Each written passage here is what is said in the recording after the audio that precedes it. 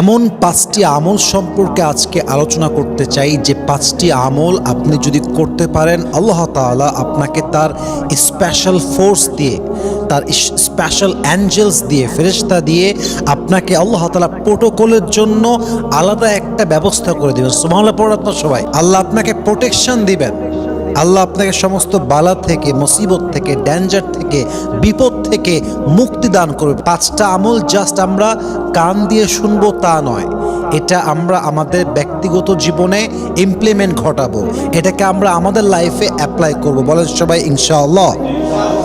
1 নম্বর আমলটা শেখাতে চাই। আল্লাহ রসুল বলেছেন, মান ক্বালা সুবহানাল্লাহ ওয়ালহামদুলিল্লাহ ওয়াল্লাহু আকবার ফিস সাবাহি ওয়াল মাসাই কানাত লাহু জান্নাহ।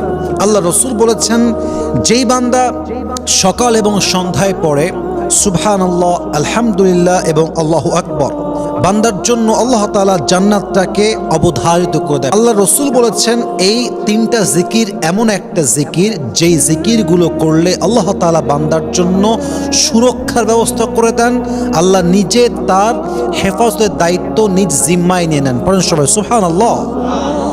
অতএব এই 3টা জিকির বেশি বেশি পাঠ করবেন। ইভেন কোরআনে আসছে, আলা বিযিক্রিল্লাহি তাতমাইন্নুল কুলুব, মনের প্রশান্তি পাওয়ার জন্য আল্লাহর জিকিরটাই হচ্ছে সবচাইতে উত্তম উপায়।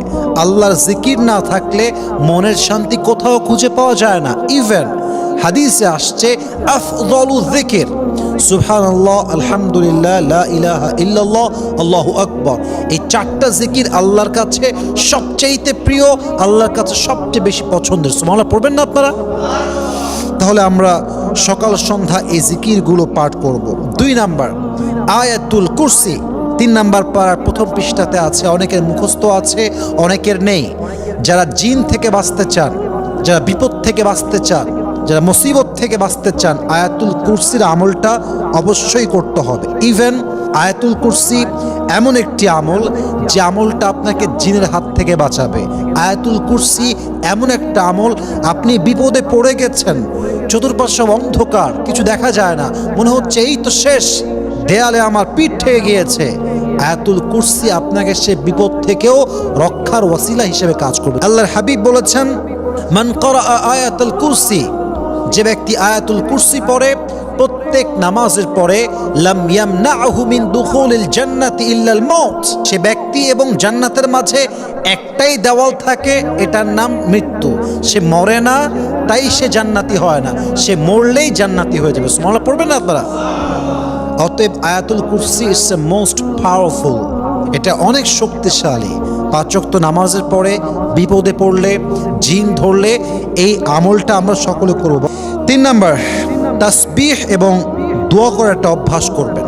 তাসবিহ পাঠ করা, আল্লাহর কাছে দোয়া চাওয়া, আল্লাহর কাছে পানাহ চাওয়ার একটা অভ্যেস করবেন।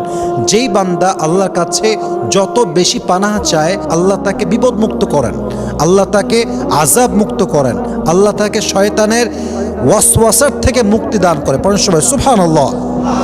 হাদিসে আসছে, মান ক্বালা রব্বি আউযু বিকা মিন কুল্লি শাইইন ফিস সাবাহি ওয়াল মাসাই হাফিজাহুল্লাহ, যেই বান্দা প্রত্যেক দিন সকাল এবং সন্ধ্যায় পড়ে, আপনারা আমার সঙ্গে পড়বেন, খুবই সহজ দোয়া, আউযু বিকা মিন কুল্লি শাইইন।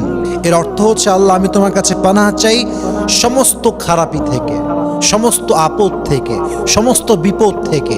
সকাল এবং সন্ধ্যা এই আমলটা যে বান্দা করবে, আল্লাহ তাকে সমস্ত বালার থেকে, বিপদ থেকে মুক্তি দান করবে। পড়েন সবাই সুবহানাল্লাহ। 4 নাম্বার সুন্নত নামাজ বেশি বেশি পড়া। হাদিসে আসছে যে এই সুন্নত নামাজটা আপনার জন্য প্রোটেকশন হয়ে কাজ করে। যারা সুন্নত পড়ে বেশি, যারা সুন্নতের আমলে অভ্যস্ত হয়ে যায়, তাদের জীবনে আল্লাহ তাআলা বরকত দান করেন, তাদের জীবনটাকে আল্লাহ তাআলা নিজে ফেরেশতার মাধ্যমে প্রোটেকশন দিয়ে দেয়। সুবহানাল্লাহ পড়বেন না আপনারা সবাই? অতএব যদি আপনি প্রোটেকশন পেতে চান আল্লাহর ফোর্সের মাধ্যমে, আল্লাহর ফেরেশতার মাধ্যমে, আল্লাহর দায়িত্বে যদি আপনি যেতে চান, বেশি বেশি সকাল এবং সন্ধ্যা প্রত্যেক নামাজের পরে ফ্রি টাইমে সুন্নত নামাজ যা যা আছে, সুন্নত আমল যা যা আছে, এই আমলগুলো করবেন। রাজি আছেন তো ইনশাআল্লাহ? 5 নাম্বার ঘর থেকে বের হওয়ার সময় আল্লাহর নাম স্মরণ করে বের হওয়া।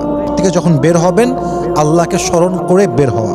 আল্লাহ রসুল বলেছেন, ইদা খরাজা আহাদুকুম মিন বাইতিহি ফালিয়াকুল বিসমিল্লাহ ফায়ুকালু লাহু ওয়াইকা ওয়া হাফাযাহু। আল্লাহর হাবিব বলেছেন, যে ব্যক্তি ঘর থেকে বের হওয়ার আগে বিসমিল্লাহ বলে, আল্লাহ তাকে তার দায়িত্বে নিয়ে নেন, আল্লাহ তাকে সমস্ত বালার থেকে, বিপদ থেকে, মুসিবত থেকে নিজেই রক্ষা করেন। সুবহানাল্লাহ পড়েন সবাই। অতএব মাথায় রাখতে হবে, বাড়ি থেকে বের হওয়ার পূর্বে অবশ্যই আল্লাহকে স্মরণ করবেন, সকলেই দোয়া পাঠ করবেন, এবং যে আমলগুলো শিখালাম, আয়াতুল কুরসির আমল, সকাল সন্ধ্যার আমল, সুন্নতের আমল, বাড়ি থেকে বের হওয়ার সময়ের আমল, যে আমলগুলো বললাম প্রত্যেকটা আমল আমরা করব। আল্লাহ আমাদের সবাইকে বিপদ মুসিবত বালার থেকে হেফাজত করুক। আমরা সকলেই জবান খুলে পড়ছি আমিন।